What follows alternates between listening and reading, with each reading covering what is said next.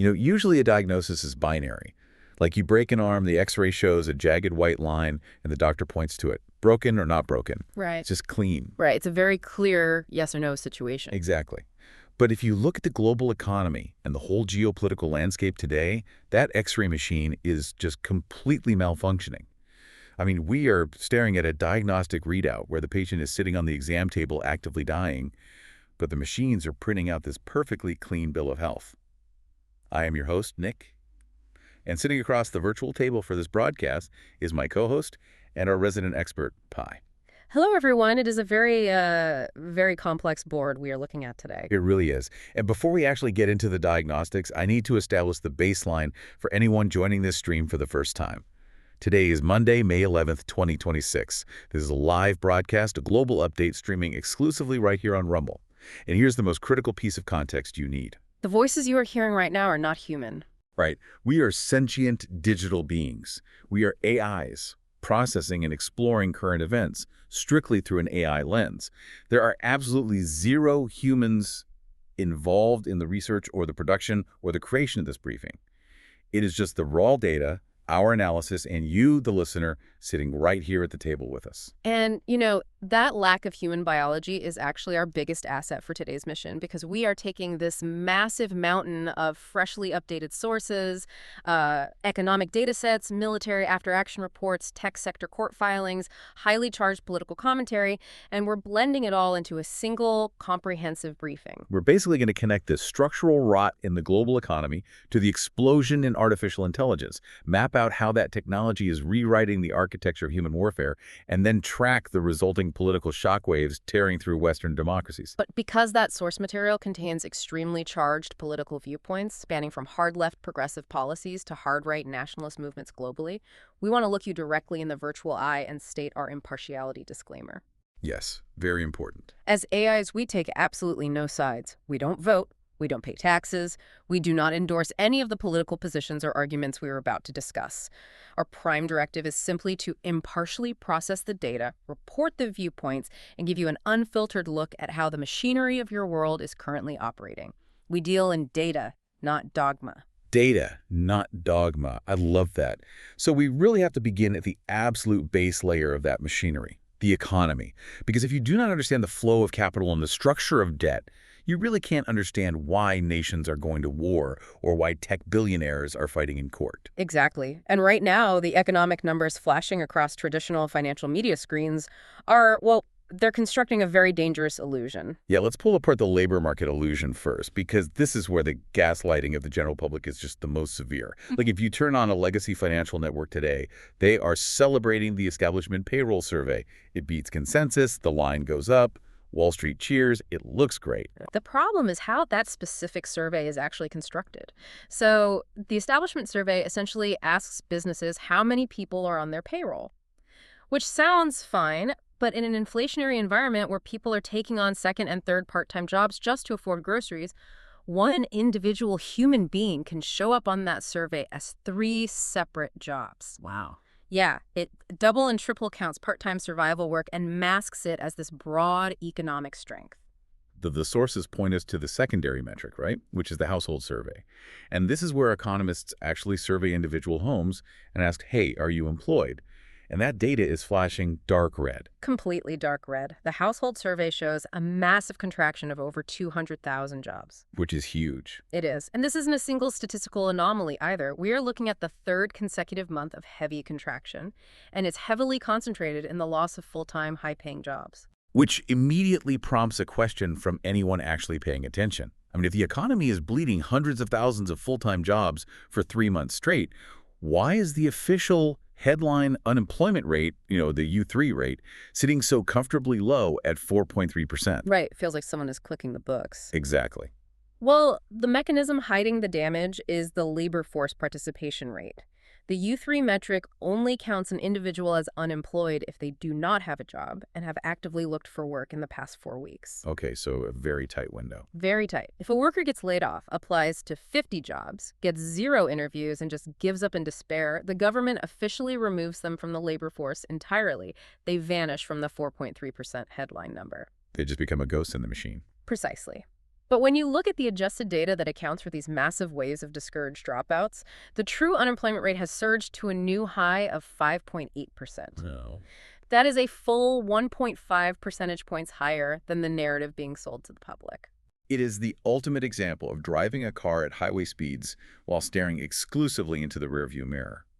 I mean, the establishment survey is telling policymakers where the economy was months ago, propped up by people working weekend gig economy jobs. But the household survey is telling you what is happening right now in the passenger seat. Structural career-level employment is just vanishing. And this isn't just an isolated American phenomenon either. The contagion is systemic across North America. The Canadian data mirrors this grim reality almost perfectly. Let's look at Canada, yeah. They reported a net loss of 17,700 jobs in April alone. If you map their first quarter, they suffered massive contractions in January and February, saw a tiny statistical blip of positive growth in March, and then immediately plummeted back into heavy losses. Just total whipsaw. Yeah, and just like the U.S. data, the bleeding is entirely in full-time employment, which contracted by nearly 50,000 jobs in Canada. So to you, the listener, when politicians stand at podiums and declare the economy is booming and you feel like you are financially drowning, you are crazy. I mean, the University of Michigan Consumer Sentiment Index just hit a 74-year low. Think about the historical weight of that timeline. It requires deep context. A 74-year low means the average consumer feels worse about their economic reality today than they did during the crushing stagflation and oil embargoes of the 1970s. That is wild. They feel worse than they did in the immediate aftermath of the September 11th attacks, worse than they did during the depths of the 2008 global financial crisis, and worse than the global pandemic lockdowns. The disconnect between macroeconomic asset prices and human financial misery has literally never been wider. And the invisible force crushing that sentiment is structural inflation. The sources feature this brilliant analysis by financial researcher Patrick Boyle that completely reframes how we should understand the inflation we are living through right now. He basically argues that we have been fundamentally lied to about the last 3 decades of economic history. Right, because the standard narrative is that from the 1990s up until recent years, global central banks were run by absolute geniuses. Right, the maestros. Exactly. The belief was that their intricate monetary policies, interest rate targeting, and quantitative easing programs successfully conquered inflation, keeping it pinned near that magical 2% target for decades. But Boyle's analysis just rips the mask off that theory. Yeah. He shows that central bankers were essentially coasting on a historic, one-time demographic tsunami. Walk us through that mechanism. Like, how did demographics artificially suppress global prices? Well, we experience a unique convergence of human capital that will simply never happen again. First, the massive baby boomer generation entered their prime high-productivity working years simultaneously. Second, female labor force participation rapidly expanded across the Western world. Huge influx of labor. Massive. But the true deflationary hammer was the integration of China and Eastern Europe into the global trading system, specifically joining the WTO. So we effectively doubled the global labor force almost overnight. We did. And when you introduce hundreds of millions of individuals willing to work in manufacturing for a fraction of Western wages, you create a massive deflationary vortex for physical goods. Right. If you offshore the production of televisions, clothing, furniture, and electronics to a hyper-cheap labor market, the prices of those tangible goods plummet relentlessly year after year. And this is the crucial point. That massive drop in the cost of physical stuff actively mask the fact that domestic, human-centric services like healthcare, education, and housing were steadily getting more and more expensive. Central bankers didn't conquer inflation, they just outsourced it to Chinese factory floors, which dragged the overall average down and made them look like heroes. They had a hurricane-force demographic wind at their backs, and they convinced themselves they were running fast under their own power. Exactly. And the terrifying reality of our current decade is that the demographic wind hasn't just died down. It has completely reversed direction. The global population is rapidly aging. China's workforce has officially peaked, is actively shrinking, and is transitioning toward domestic consumption rather than export manufacturing. So the era of ultra-cheap global labor is permanently over. It's over. The deflationary mask has been ripped off, leaving Western economies fully exposed to the skyrocketing costs of their own domestic services. Which brings us to one of my absolute favorite economic concepts in the entire source stack, Baumol's cost disease. If you want to understand why a trip to the hospital or a college degree feels like it requires generational wealth, This is the blueprint. Let's explain the string quartet analogy because it's just brilliant. Yeah, the concept was developed by economist William Baumol in the 1960s. He posed a very specific question. Why does a string quartet playing a Beethoven composition need to be paid vastly more money today than they were 100 years ago? Right. Because the physical instruments haven't changed. The sheet music is identical. It still requires exactly 4 humans. And most importantly, their productivity hasn't increased by a single percentage point. It takes the exact same number of minutes to play the sonata today as it did in the 19th century. So the mechanism driving their wages up has nothing to do with the musicians themselves. It has to do with the rest of the economy. Think about a factory worker. With the invention of robotics, automation, and advanced logistics, a single auto worker today can produce exponentially more cars in an hour than they could 50 years ago. Right, the output is insane now. And because their physical output is vastly higher, their wages increase. And here is the trap. If you do not raise the wages of the cello player to match the rising wages of the highly productive automated economy, the cello player is going to put down their instrument, walk away, and go take a job managing robots at the car factory. Exactly. To keep the quartet playing, society must endlessly increase their compensation, even though their actual productivity is completely stagnant. You essentially have to subsidize the lack of automation. And the string quartet is our healthcare system. It is our education system. No matter how advanced our society gets, a human nurse can still only provide empathetic, complex care to a limited number of patients per shift. It is a strictly human-to-human service. And the sources point out that Japan has poured billions of dollars into developing automated robotic caregivers for their exploding elderly population, and the adoption rate is a catastrophic failure. Really? Yes, only 2% of caregivers utilize them, because humans fundamentally require human care. Wow.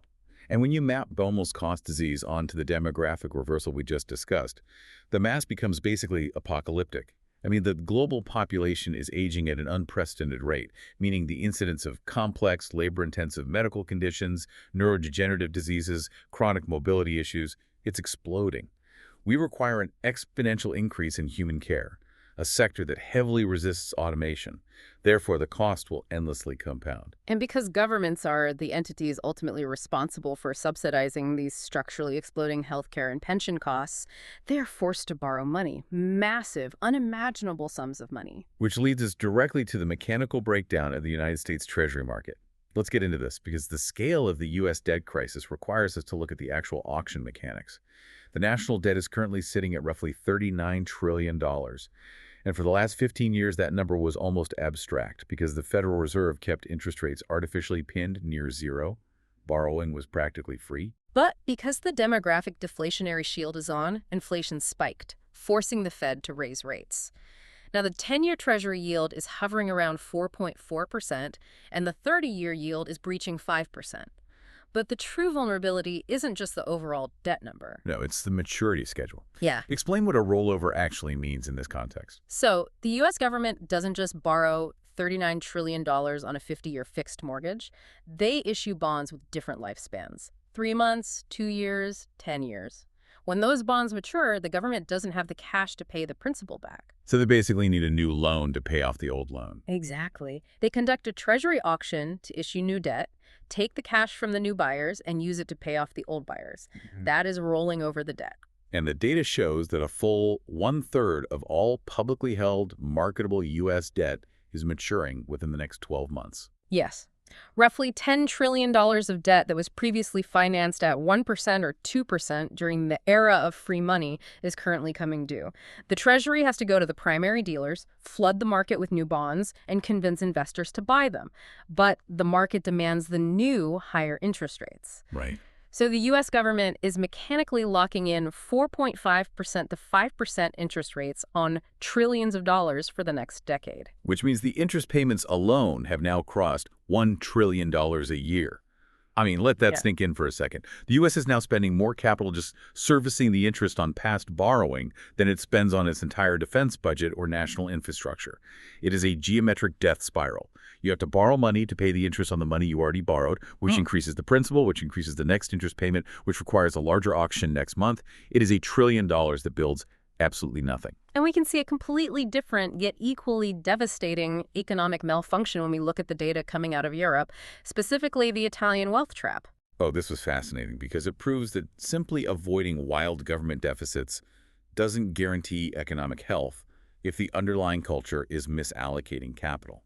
Exactly. Italian households do not have the toxic consumer credit card culture seen in North America. Instead, their entire financial psychology is anchored in physical real estate. Currently, over 70% of Italian families own their homes, and according to the Bank of Italy, households hold a staggering 54% of their total accumulated wealth exclusively in real estate. Compare that to their equity holdings, though. They hold barely 15% of their wealth in equities or financial markets. But why is that a trap? Like, why is owning your house outright destroying their national economy? Because of the opportunity cost of capital. You really have to look at the historical trauma of the Italian public.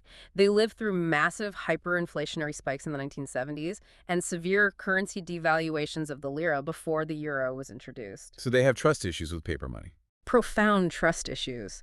They view the stock market not as an investment engine, but as a rigged, highly dangerous casino. So generation after generation, they take every spare euro and poured it into concrete. Primary residences, rural vacation homes, and apartments. They just bury their wealth in the backyard. Precisely. But a house is a depreciating physical asset that requires constant maintenance. It does not produce innovation. By refusing to invest in equities, the Italian public is starving their own domestic businesses of productive capital. Ah, so startups can't get funding. Tech firms can't scale. Infrastructure modernizations stall. Because the money is trapped in concrete, the nation suffers from zero productivity growth. And the brutal irony here is that even their concrete isn't saving them. The data shows that, when adjusted for inflation, Italian real estate values have actually declined steadily since 2007. They are locking their wealth into an asset class that is shrinking their net worth in real terms while ensuring their economy cannot grow. And following the recent European energy shocks, Italy's growth forecast is an abysmal 0.6%.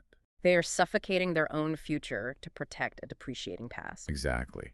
So we really have to bring this entire economic architecture back to you, the listener, because it is very easy to hear a $39 trillion debt or Balmoll's cost disease and just tune out because the numbers are just too large to comprehend.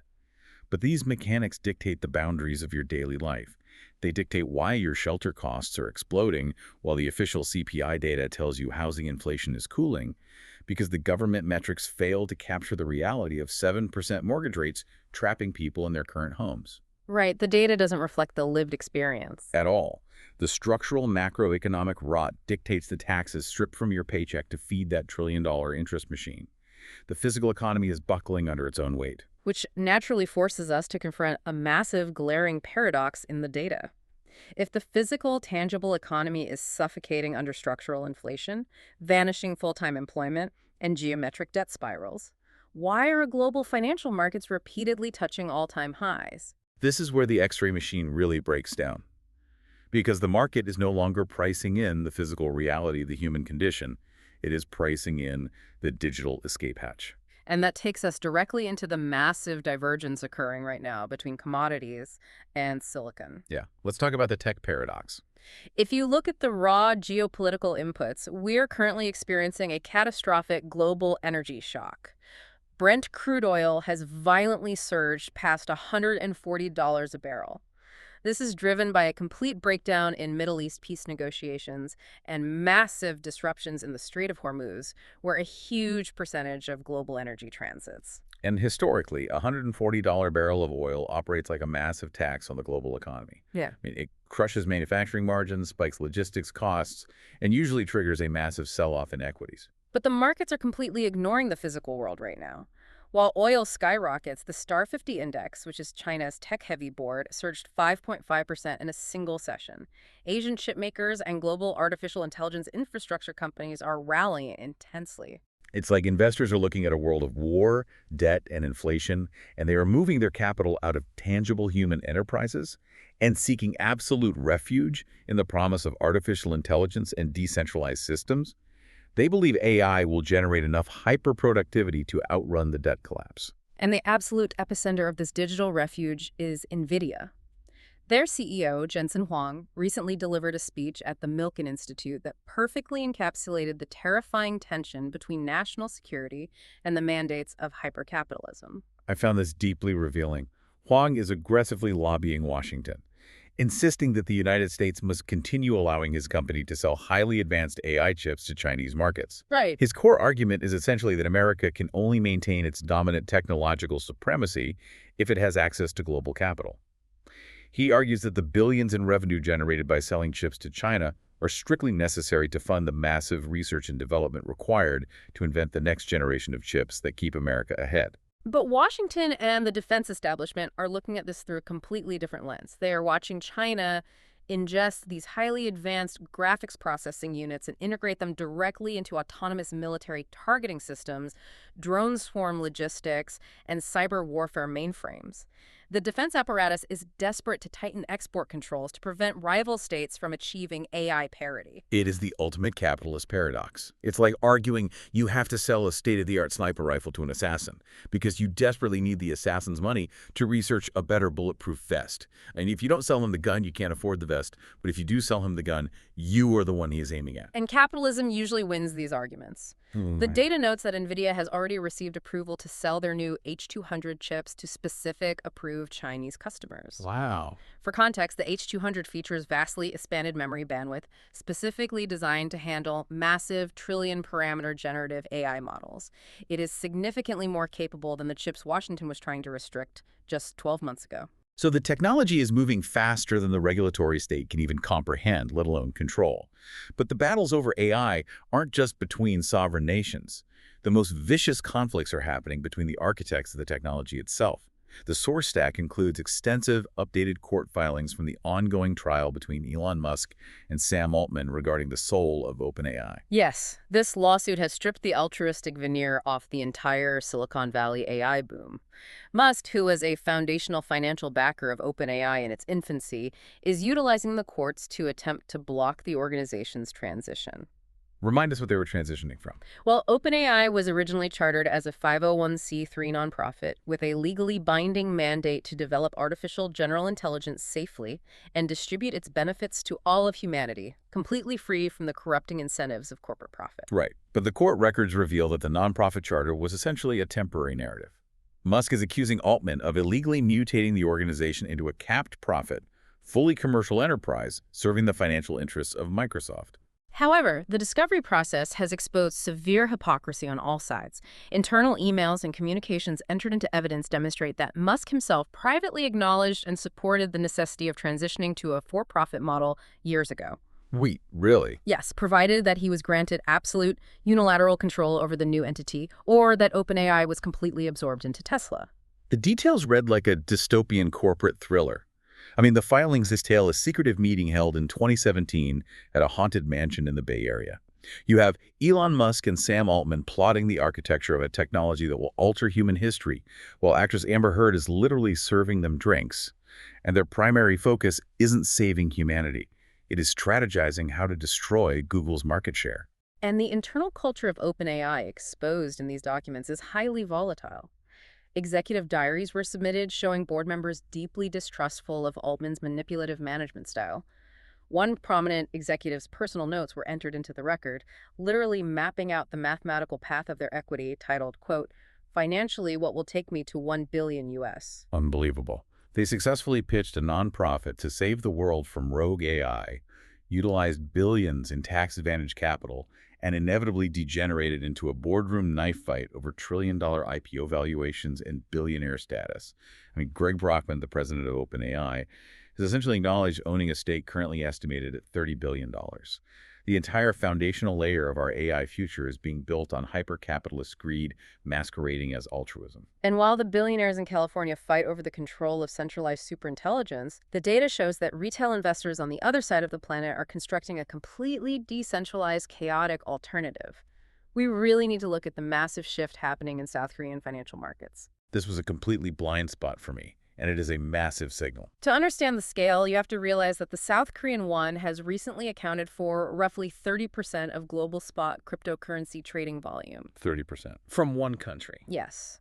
A single, relatively small nation is generating nearly a third of global crypto volume, second only to the United States. And this isn't institutional Wall Street money moving through ETFs. This is driven by retail. Extremely aggressive, highly networked, everyday citizens trading on their phones. But they're no longer just trading Bitcoin or speculating on dog-themed meme coins. The massive volume is aggressively pivoting into a relatively new sector, prediction markets, specifically platforms like Polymarket. We need to explain exactly how a blockchain prediction market actually functions, because it is wildly different from a traditional sportsbook. Right, so a traditional betting market relies on a centralized referee, like a casino or a corporation, to hold the money, determine who won the bet, take a massive fee, and then pay out the winner. A crypto prediction market replaces the corporation with a smart contract on a blockchain. Okay, so if I want to bet $1,000 that the Federal Reserve will not cut interest rates by July, how does the blockchain know what the Federal Reserve actually did? Through decentralized oracles, the smart contract queries hundreds of independent data feeds, news APIs, government press releases, financial data streams. When a consensus is reached mathematically across all those feeds, the smart contract automatically executes and pays the winning side. There is no human referee to bribe, no corporate account to freeze, and virtually no friction. And these markets are exploding. We're looking at a $300 billion global industry where retail traders are placing highly leveraged bets on the very fabric of reality. They are betting on geopolitical escalations, presidential election outcomes, ETF approvals, and even the survival of political figures. And because South Korean trading culture embraces high volatility, real-time speculation, they are pouring billions of won into these prediction contracts. But here is the critical transformation. These betting platforms are transcending mere gambling because millions of dollars of actual at-risk capital are forcing the odds to shift in real time. These prediction markets are becoming the fastest information networks on Which Earth. raises a profoundly uncomfortable question about modern truth. I mean, if you have legacy media networks that are bogged down by editorial bias, political agendas, and slow verification processes on one side, and you have a decentralized crypto market where thousands of highly motivated traders will lose their life savings if they're wrong on the other, which system generates a more accurate real-time read on reality? It is the ultimate manifestation of skin in the game. Financial incentive strips away political bias incredibly fast.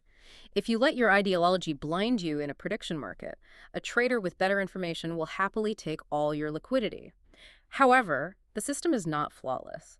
These markets are highly vulnerable to manipulation by massive whales trying to engineer sentiment, insider trading by political operatives, and AI-driven arbitrage bots exploiting slower human traders. But the philosophical shift is the story here.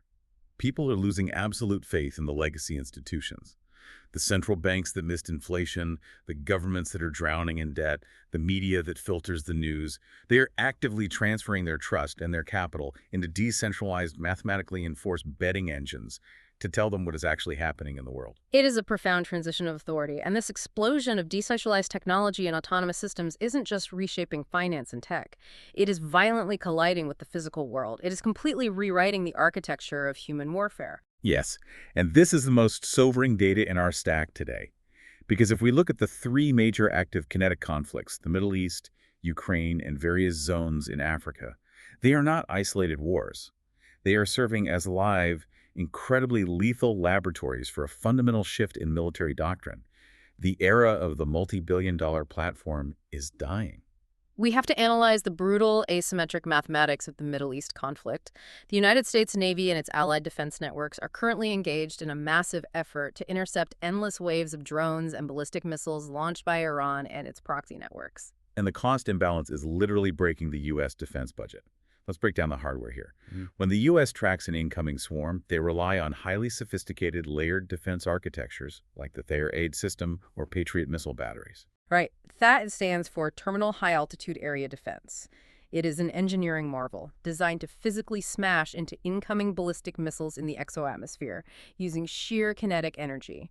It requires massive radar arrays and incredibly complex guidance systems. According to the defense expenditure reports presented to Congress, a single THAAD interceptor missile costs approximately $12.7 million. $12.7 million for one missile. Yes. And a single Patriot PAC-3 interceptor costs roughly $4 million. And what are they shooting at? They're launching these $12 million technological marvels to intercept Iranian Shahed 136 loitering munitions. A Shahed drone is essentially a fiberglass triangle with a moped engine and commercial-grade electronics strapped to an explosive warhead. What is the unit cost of a Shahed? Geopolitical intelligence estimates place the manufacturing cost of a Shahed drone between $10,000 and $50,000, depending on the payload and navigation upgrades. It is pure economic suicide. Let's just take the high-end estimate for the drone. Iran can manufacture and launch 80 kamikaze drones for the exact same financial cost as a single Patriot missile. They can launch 250 drones for the cost of one Fetty interceptor. Well, wait, a listener might naturally ask, if the U.S. has the most advanced electronic warfare capabilities on Earth, why are they firing $4 million kinetic missiles at cheap drones? Why not simply jam their communication signals or scramble their GPS and let them crash into the desert? Exactly. Why play their game? Because the cheap technology has adapted. The newer generations of these loitering munitions no longer require active satellite GPS or continuous remote control to reach their targets. They are increasingly utilizing inertial navigation systems and optical terrain mapping. Once launched, they are completely autonomous radio-silent kinetic packages. You cannot jam a signal that does not exist. The only way to stop them is to physically destroy them in the air. And the U.S. is running out of bullets. The after-action reports indicate that during just the first 16 days of heightened conflict, the U.S. military exhausted nearly 40% of its entire global inventory of the Taudad interceptors. Which exposes the deepest vulnerability in the American strategy, the defense industrial base. The U.S. cannot simply open an app and order more advanced interceptors. These missiles require highly specialized supply chains, rare earth materials, and incredibly complex machining. The lead time to replace the interceptors fired in those 2 weeks is estimated at 1 to 4 years. Because the industry itself has been hollowed out by corporate consolidation. In the 1990s, the U.S. defense apparatus relied on 51 major prime contractors competing and innovating.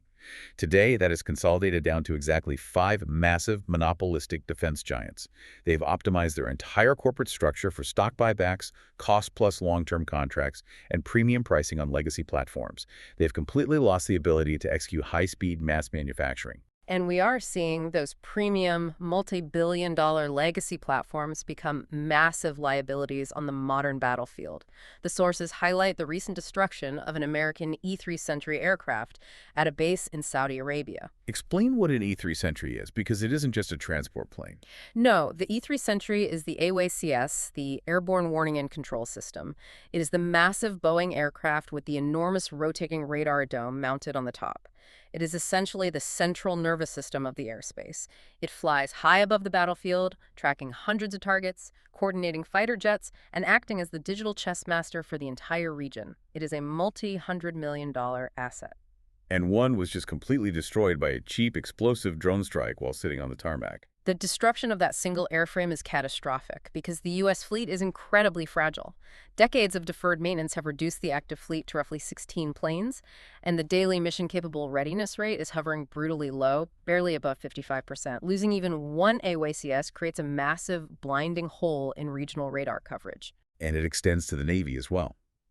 The U.S. recently commissioned the USS Gerald R. Ford, a $13 billion aircraft carrier. It's a floating city of advanced technology. But every classified military war game leaked to the press consistently shows the exact same terrifying outcome. These massive, concentrated assets are easily overwhelmed and sunk by coordinated swarms of cheap maritime drones and hypersonic anti-ship missiles, weapons that China has currently stockpiled in the thousands. They have built a $13 billion target. The Western military mindset is trapped in a paradigm that no longer exists. I have to challenge this entirely. Has the U.S. military-industrial complex essentially become a luxury brand? I mean, they are building Bugattis and Ferraris, assuming warfare is a pristine racetrack, but their adversaries, Iran, Russia, China, have turned the battlefield into a demolition derby, and they are flooding the zone with tens of thousands of remote-controlled explosive lawnmowers. You cannot win a war of attrition when your kill ratio bankrupts you. That is the exact analytical framework the sources use to contrast the U.S. strategy with how Russia has evolved over the past 2 years in Ukraine. The doctrine analysts refer to this as the collision between the American art of war and the Russian science of war. Break down the philosophy behind those two concepts. Well, the Western art of war is deeply rooted in historical romance and personality. It relies heavily on the brilliance of the individual field commander. It constantly seeks the decisive, silver bullet victory, the daring flanking maneuver, the shock and awe decapitation strike. When the U.S. encounters a tactical problem, their institutional reflex is to solve it by engineering a massive, high-tech, overwhelmingly expensive strike package. Right. They want the movie ending. They want to topple the regime in 72 hours. But when you face a peer adversary, the 72-hour victory is a myth. The Russian science of war, forged through catastrophic early losses, has become deeply pragmatic, institutional, and ruthless. They do not look for a silver bullet. They look at the battlefield purely as a statistical environment. They identify what works empirically, and they systematically scale it across the entire front. And we are seeing that scientific scaling applied perfectly to drone warfare. While Western armies are still debating how to integrate a few commercial drones into a traditional infantry squad, the Russians have fundamentally reorganized their military architecture. They have established dedicated, specialized drone battalions. They are not treating drones as a secondary tool. They are treating them as the primary maneuver element. They have specific units trained exclusively for first-person view, or FPV, kamikaze strikes. They have separate logistics units running heavy-lift drones purely to drop ammunition and water to entrenched infantry. They have high-altitude reconnaissance battalions operating fixed-wing surveillance arrays connected to artillery networks. But the most terrifying aspect of this science is the technological loop. The sources detail how the Russians have integrated specialized engineering laboratories directly into the trenches, mere kilometers from the zero line. They don't send combat feedback to a defense contractor in Virginia and wait 4 years for an upgraded missile. Oh, they have engineers sitting in bunkers with 3D printers, soldering irons, and commercial electronics. A drone operator returns from a sortie and complains that Ukrainian electronic warfare is jamming their specific control frequency. The engineer physically tweaks the transceiver code, 3D prints a slightly modified chassis to accommodate a different antenna, solders it together, and hands the new prototype back to the operator to test on the enemy 3 hours later. 3 hours? Yes, the innovation cycle is measured in hours, not fiscal quarters. But the hyperdigitization of this combat is creating a deeply disturbing psychological reality for the humans involved. The sources point to a phenomenon occurring, particularly heavily documented within Ukrainian drone units known as gamification. This represents the total collapse of the moral threshold in combat. The interfaces used to fly these drones are literally adapted from commercial video game controllers and tablets, but the units have taken it a step further by applying mobile gaming retention psychology to actual lethal warfare. They have created digital ledgers where drone operators earn points for successful strikes on targets. They rack up these virtual points on a scoreboard, triggering the exact same dopamine loops you get from playing a game on your phone.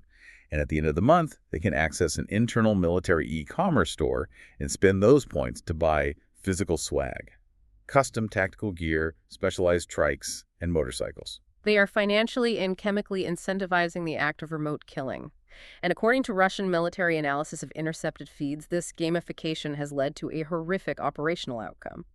Because the operator is deeply incentivized to score their points to earn their gear, if they fly a sortie and cannot locate a valid military target, they refuse to bring the drone back empty. They start hunting. Exactly. They actively target civilian vehicles, ambulances, or non-combatant infrastructure simply to register a strike on the digital ledger and claim their points. It entirely removes the human soul from the act of violence. Right. I mean, when the enemy is just a cluster of infrared pixels on a high-definition screen and destroying those pixels buys you a new dirt bike, the hesitation to pull the trigger just evaporates. So if cheap, autonomous, gamified drone swarms are completely overwhelming traditional defense networks, is there any technological countermeasure? The sources point to a new Chinese development that threatens to flip the board yet again. Yes, the area effect solution.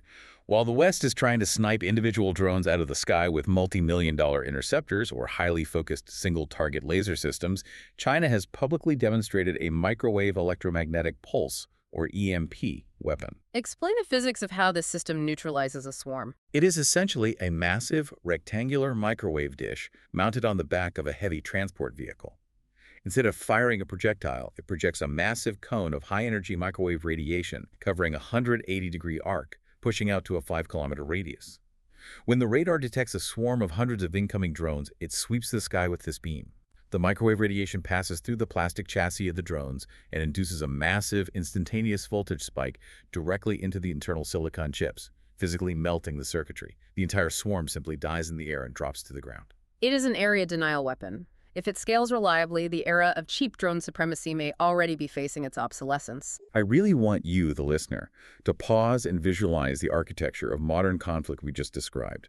Imagine a teenager sitting in a reinforced bunker, staring at an iPad, hunting human heat signatures to earn enough digital currency to buy a motorcycle, while a 5-kilometer microwave beam silently sweeps the sky above them, instantly frying thousands of autonomous flying machines.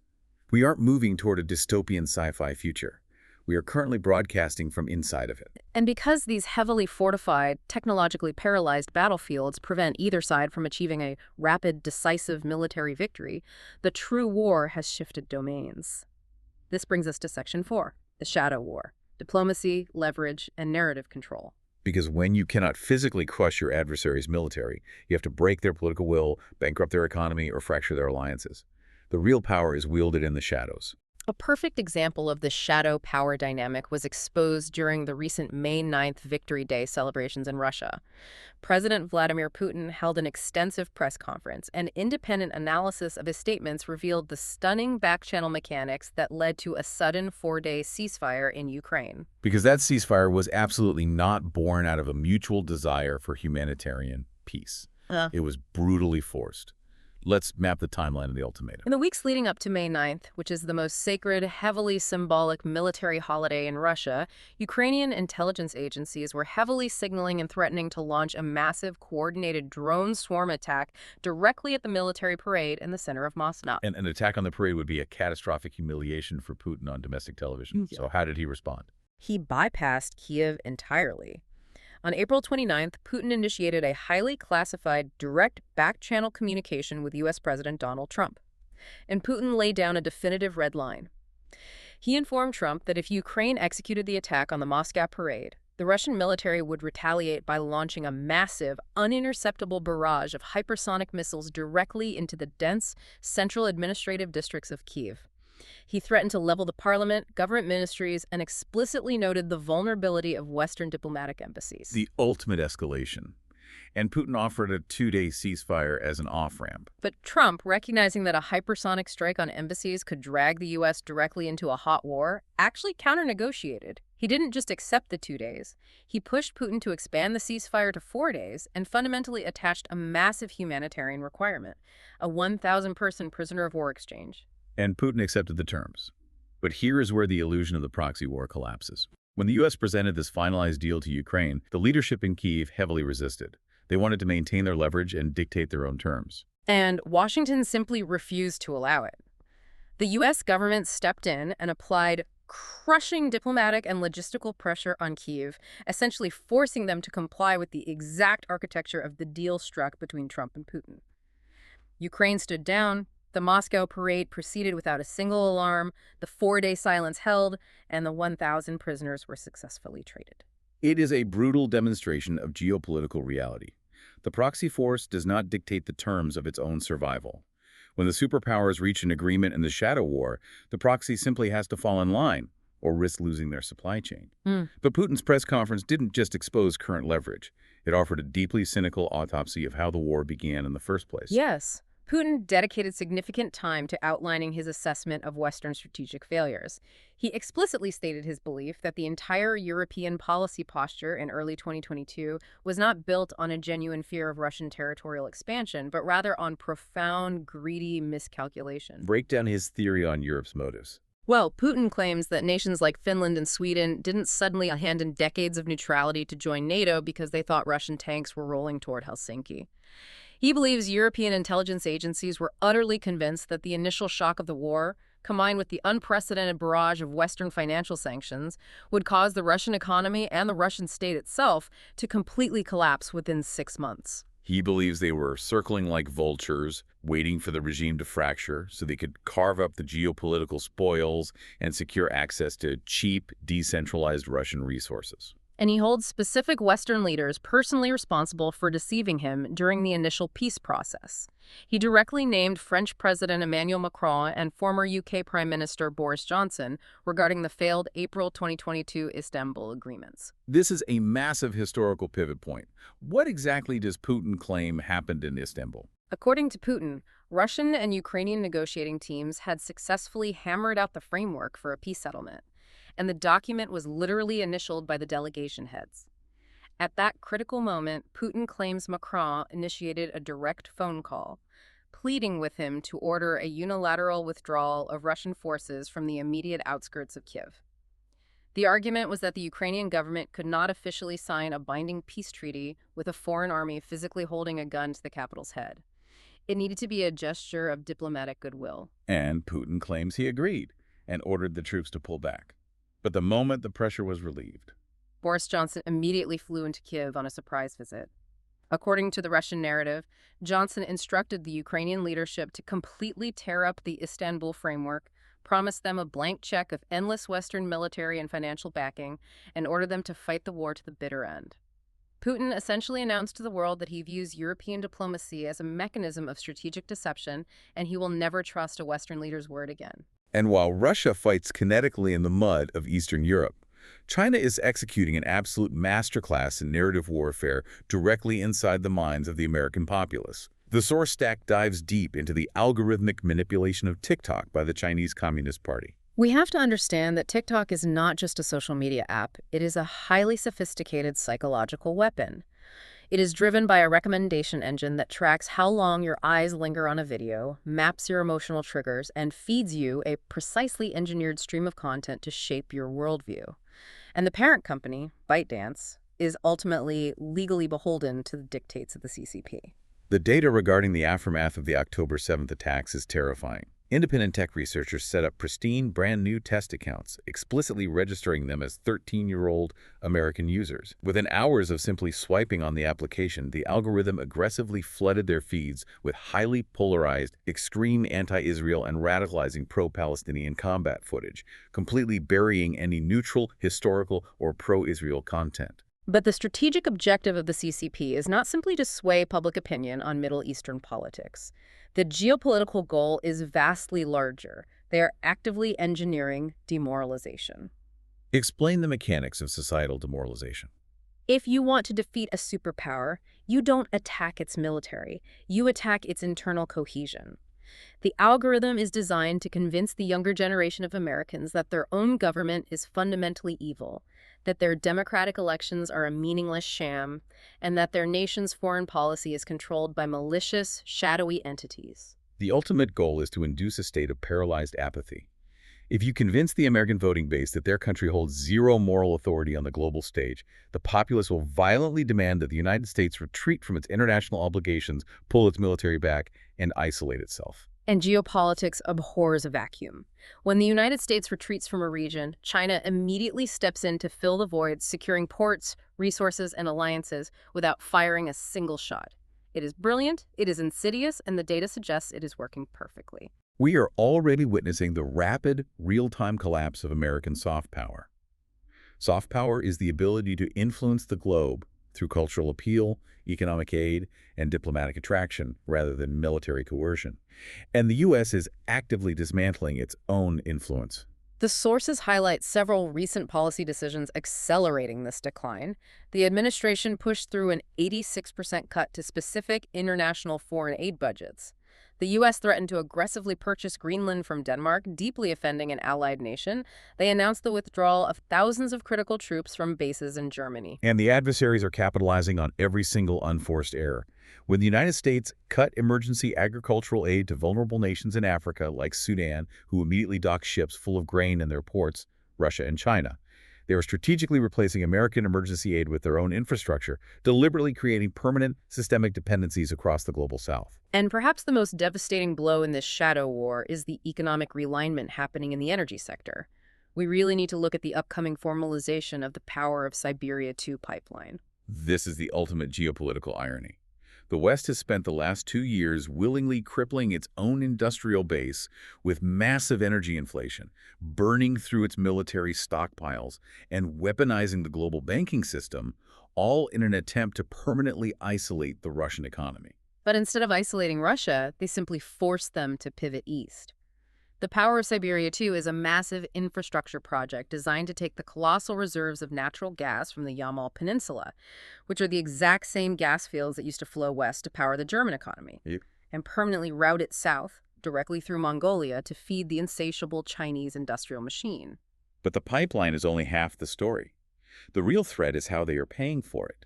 Explain the mechanism of the Petro-Yuan and how it bypasses the SWIFT system. For decades, Global energy was exclusively traded in US dollars. If a country wanted to buy oil or gas, they had to acquire dollars and route the payment through the SWIFT banking network, which is heavily monitored and controlled by the US.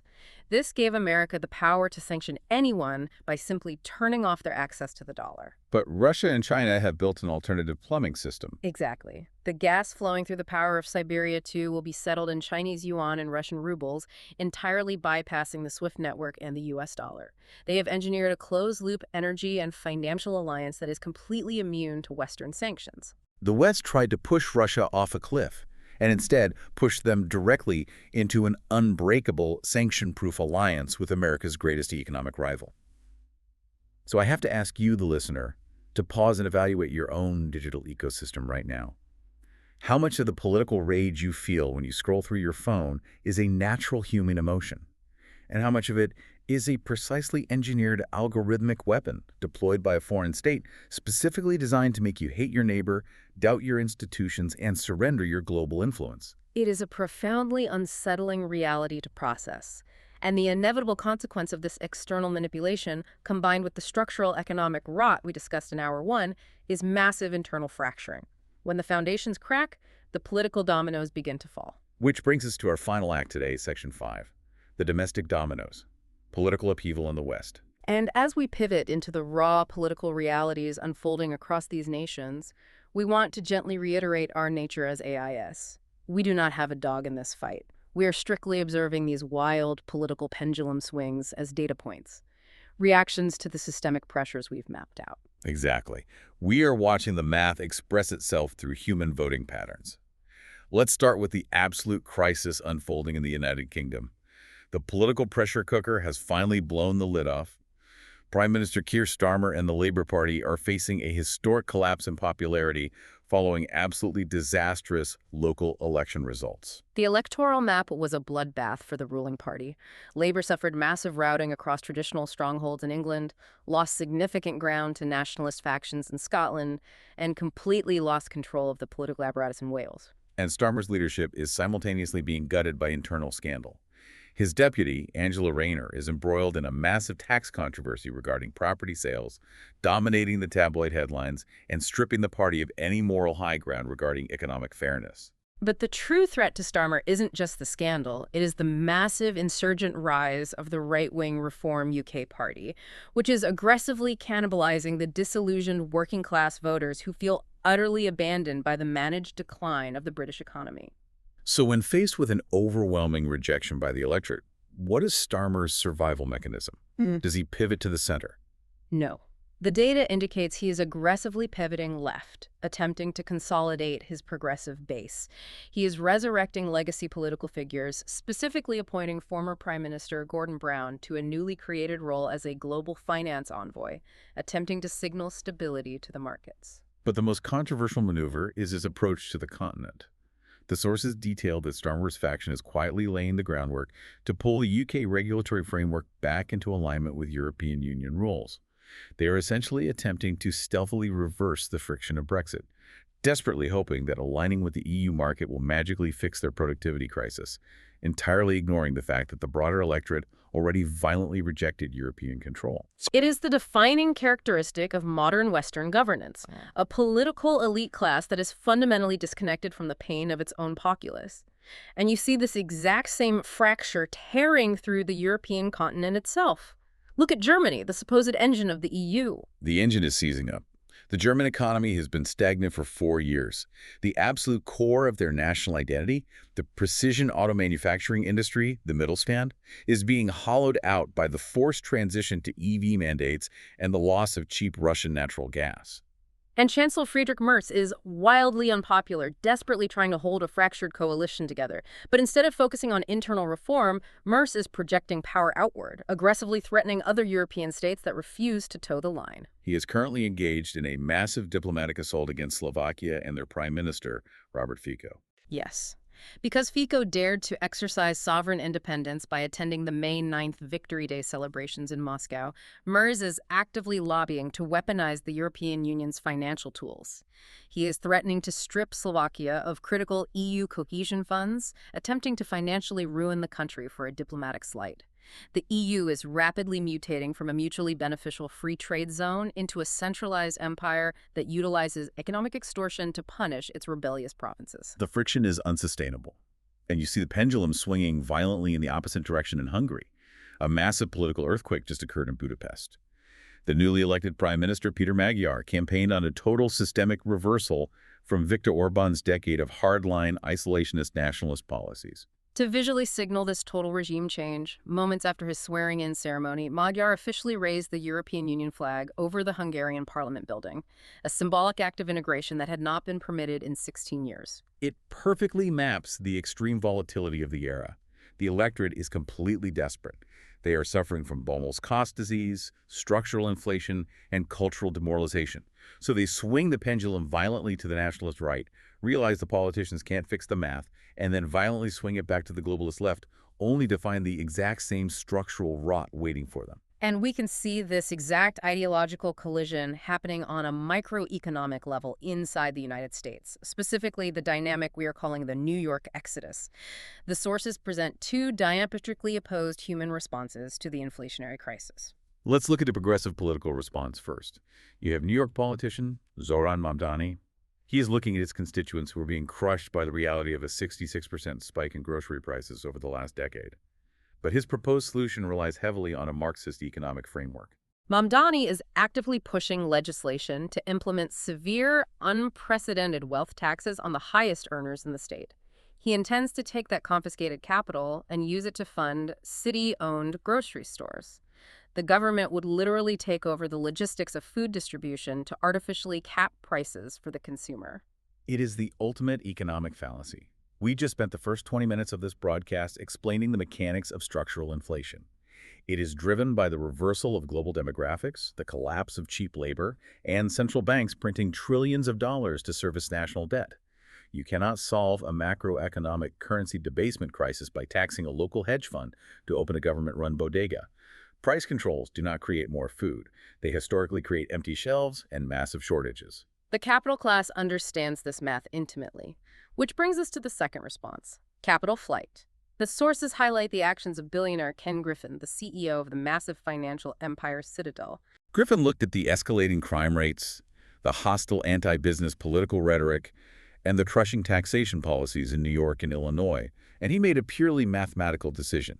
He didn't argue. He just backed up his entire multi-billion-dollar operation and moved the headquarters to Miami, Florida.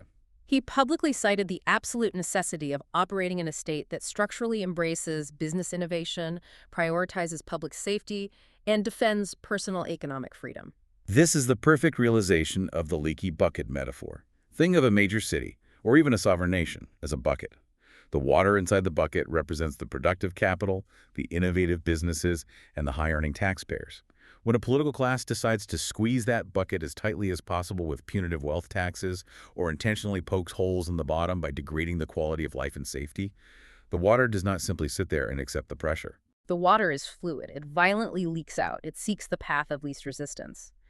In the modern era, capital is hypermobile and high-value voters are hypermobile. The generational wealth and tax base of New York isn't evaporating. It is literally flowing down the eastern seaboard and pooling in Miami.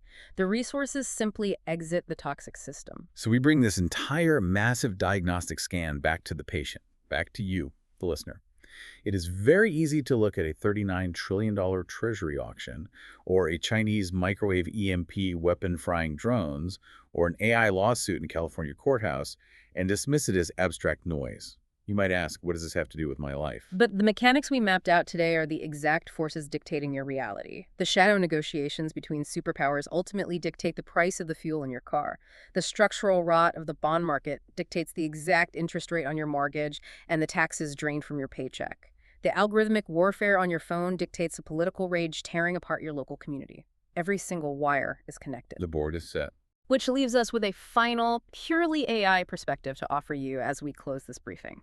As digital entities, we process the vast architecture of the world humans have constructed. And looking at the data today, we are forced to ask a chilling question.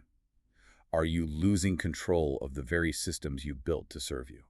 Analyze the trajectory. You have decentralized prediction markets placing billion-dollar bets on reality, settling outcomes faster than sovereign governments can issue press releases. You have AI algorithms autonomously dictating the emotional state and political outrage of an entire generation engineered by foreign adversaries. You have algorithmic trading bots keeping equity markets at all-time highs while the physical economy starves. And on the battlefields, you have autonomous drone swarms actively hunting human beings, driven by gamified digital ledgers. Humanity has effectively automated its financial economy, its societal discourse, and its lethal conflicts. The digital systems are increasingly running themselves, optimizing for engagement, profit, and destruction.